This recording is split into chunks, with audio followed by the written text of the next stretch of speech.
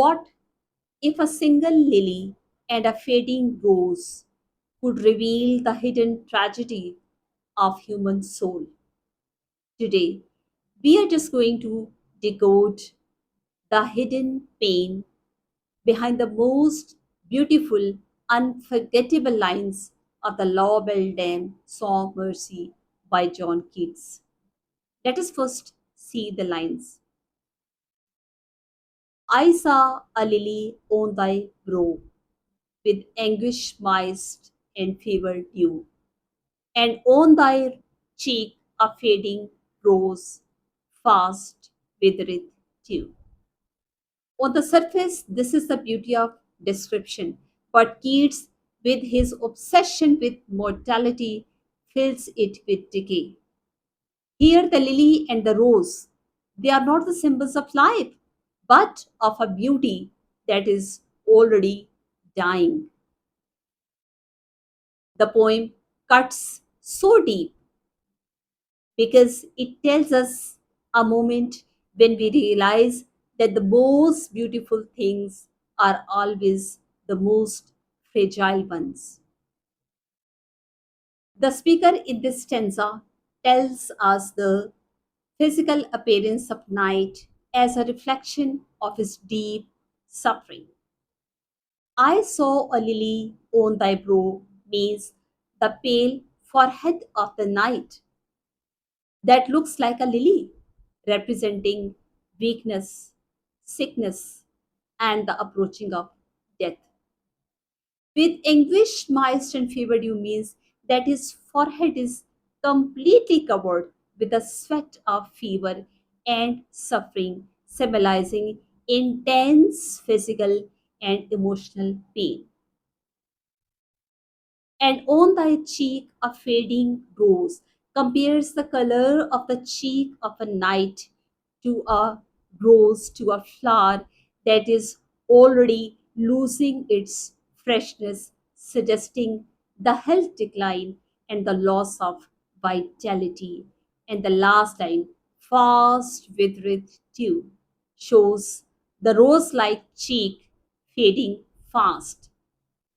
It shows, rather, it emphasizes that the knight is losing his spirit and strength of life because of his strange, mysterious experience with La Belle Dame. On the whole, the poem represents night as being pale, feverish, emotionally and physically exhausted and completely devastated by the contrasting images of lily and the fading rose.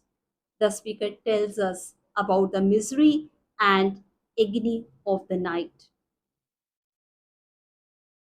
John Keats uses several effective figures of speech and poetic devices in this stanza.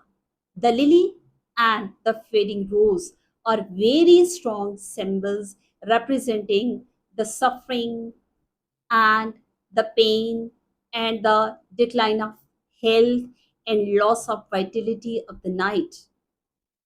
Metaphor can be seen in comparing his physical condition to a fading flower, while personification can be seen in the description of a fading rose that is gradually losing its freshness and life, just like a human being. The lily and the fading rose.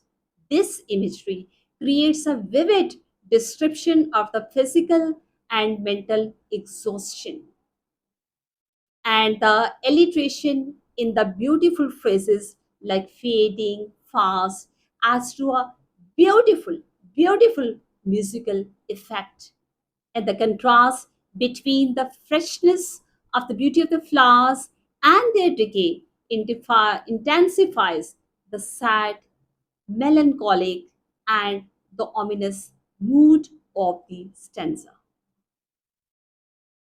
Well, the central contrast is between the lily and the rose. Lily, that stands for stillness, death, and otherworldly, while the rose stands for love, emotion, and the earthly passion. Normally, both would oppose each other, but Keats makes them parallel by having them both wither. This is the genius of the stanza.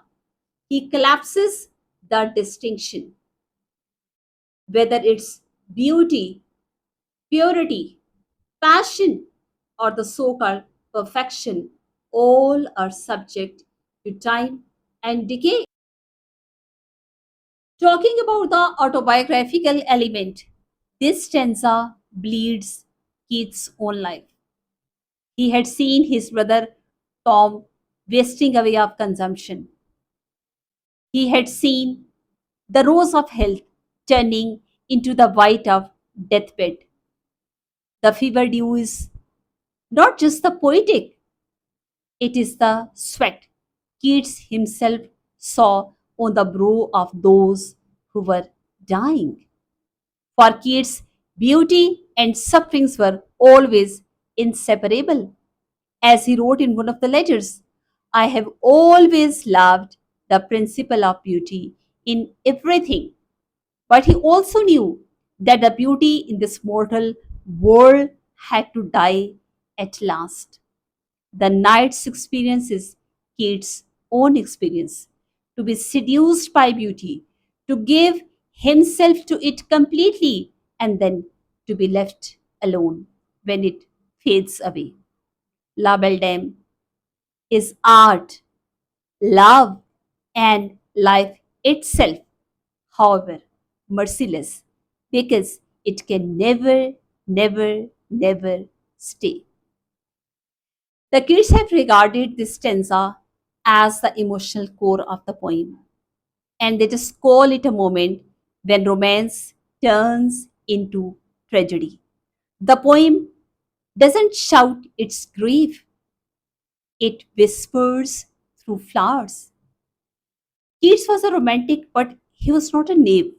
Unlike Wordsworth, who found comfort in nature, Keats discovers in nature a mirror of mortality. Lily and rose do not heal, they act as warnings of pain. To create beauty is to touch the eternal, but to love beauty in the human form is to invite devastation. This is the mercilessness of the title. The restraint is very powerful, as within just 4 lines and with 2 flowers, Keats conveys illness, desire, foreboding, and tragedy. These lines are very heart touching as they do not just tell us to feel sad, they make us feel it.